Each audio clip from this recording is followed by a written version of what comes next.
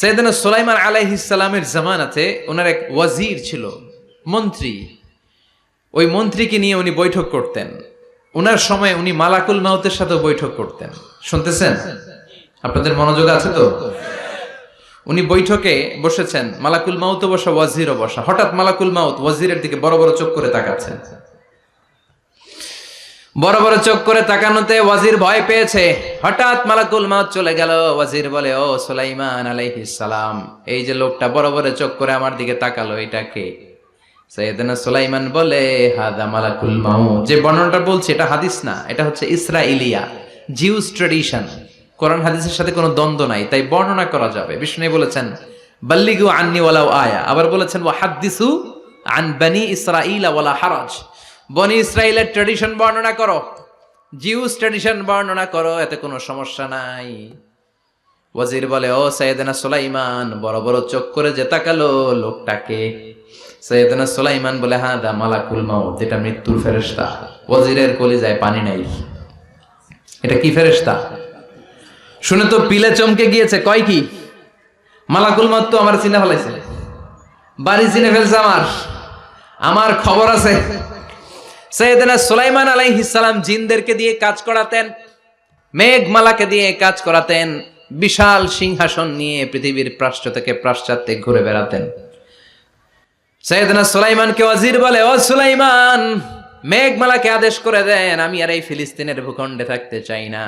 আকাশের মেঘমালার উপরে আমারে বসিয়ে দেন, আর বলে দেন আমারে নিয়ে যেন আকাশের মেঘমালা হিন্দুস্তানের ওই দূর পর্বতে রেখে আসে।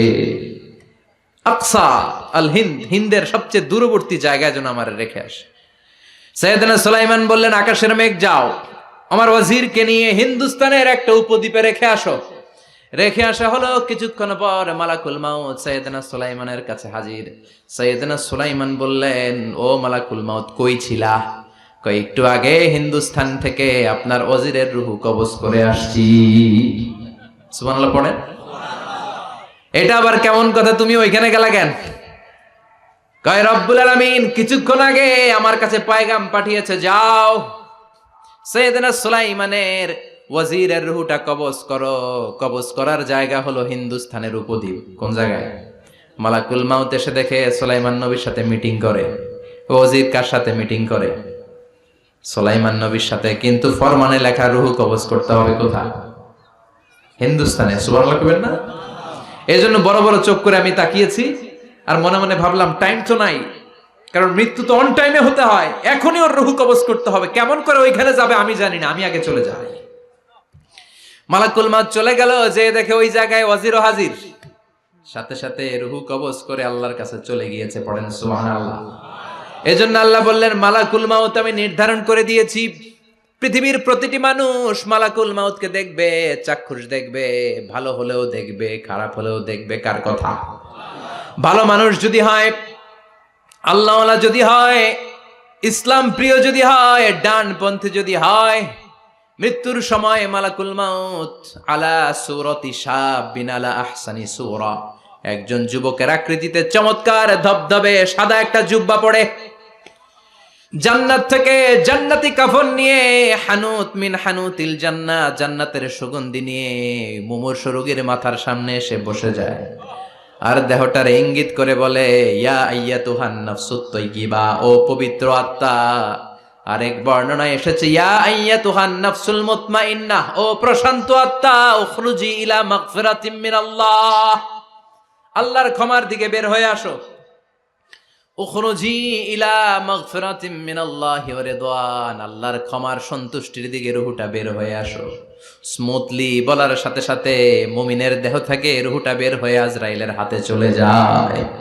স্মুথলি বলার সাথে সাথে স্বাচ্ছন্দ্যে আনন্দে মুমিনের দেহ থেকে রূহটা সা করে বের হয়ে মালাকুল মাউতের হাতে এসে পড়ে। পড়েন সুবহানাল্লাহ।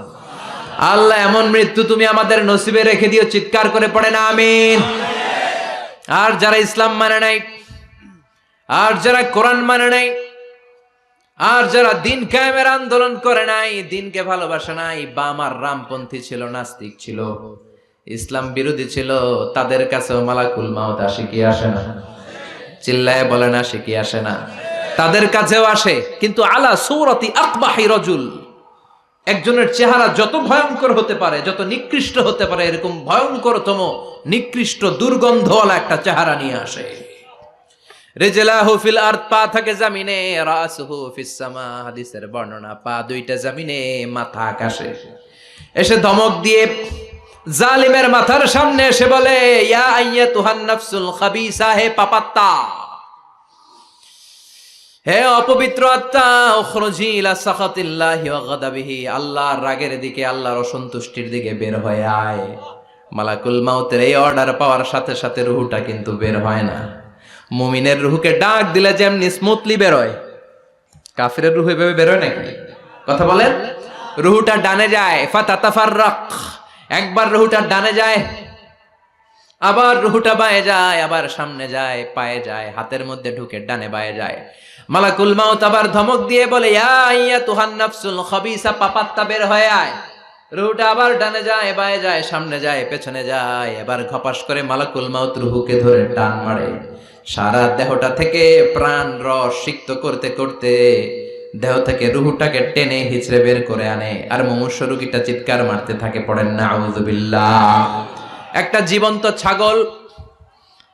জীবন্ত ছাগলের চামড়াগুলো জবাই না দিয়ে কেউ যদি টেনে টেনে বের করে,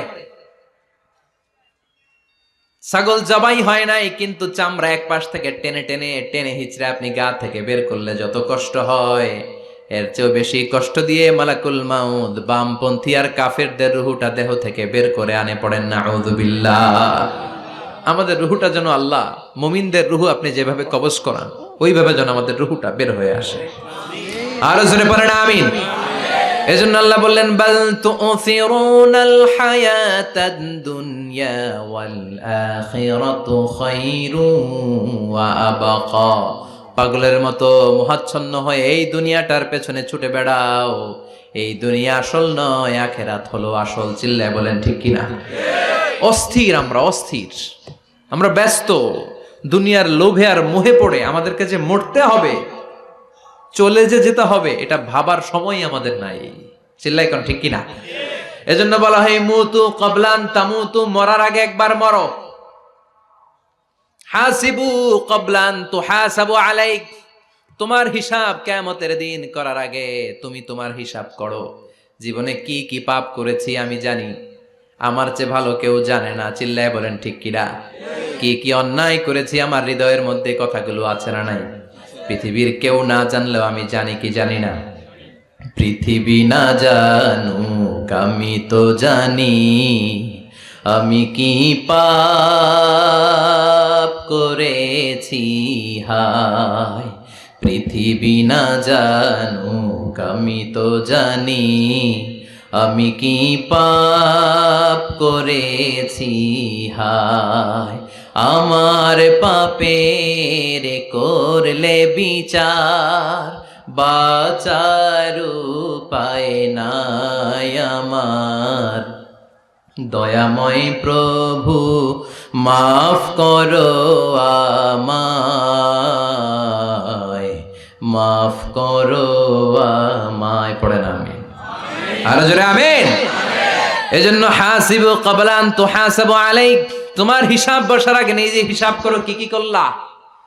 আসল মরণের দিন শটান হয়ে তো শুয়ে পড়ো ভাই, মরার আগে আরেকবার মরো।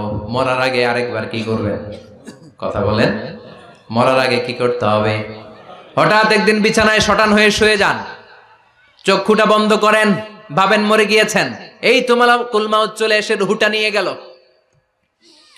আত্মীয় স্বজন চিৎকার চেঁচামেচি শুরু করে দিল, কান্নার রোল পড়ে গেল চারদিকে। মাইকের মধ্য দিয়ে, মসজিদের মাইকে অ্যানাউন্স হয়, অমুক এলাকার নিবাসী অমুক ভাই আমাদের মধ্যে দুনিয়ায় নাই, তার জানাজা হবে এশার নামাজের পর। সবাই এসে রুহের মাগফিরাত করেন। সবাই আপনারে দেখতে আসবে, কেঁদে কেঁদে লোকজন আপনারে কবর দিতে আসবে। চিল্লায় বলেন ঠিক কিনা? কেঁদে কেঁদে সবাই আসবে, দেখার জন্য আসবে। ছেলেগুলো কাঁদবে, স্ত্রী কাঁদবে, বাবা মা কাঁদবে, বন্ধু বান্ধব কাঁদবে। আর ঘরের মধ্যে রাখা হবে না। এবার আপনাকে গোসল দেওয়ার পালা। চক্ষু বন্ধ করে চিন্তার দরকার আছে না নাই? কথা বলেন। হঠাৎ করে হঠাৎ করে শুনবি একদিন আমার মৃত্যুর খবর, কেঁদে কেঁদে আসবে সবাই দিতে আমায় কবর, দিতে আমায় কবর। ঠিক কি না? একটু চোখটা বন্ধ করে ভাবেন, আপনাকে গোসল দেয়া হবে, জামাগুলো খোলা হবে, এত টাকা দিয়ে যে দামি গোসলখানা টাইলস লাগিয়ে ঘরে বানালেন, আপনার শেষ গোসলটা কি ওই দামি গোসলখানায় হবে?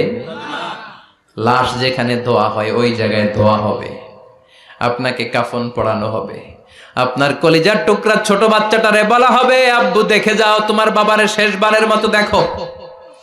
আপনার বাবা মা শেষবারের মতো একটা নজর দিয়ে আপনার চেহারাটা দেখে নিবে, বন্ধু বান্ধবরা শেষবারের মতো একবার আপনারে দেখে নিবে, জানাজার জায়গায় নেওয়া হবে।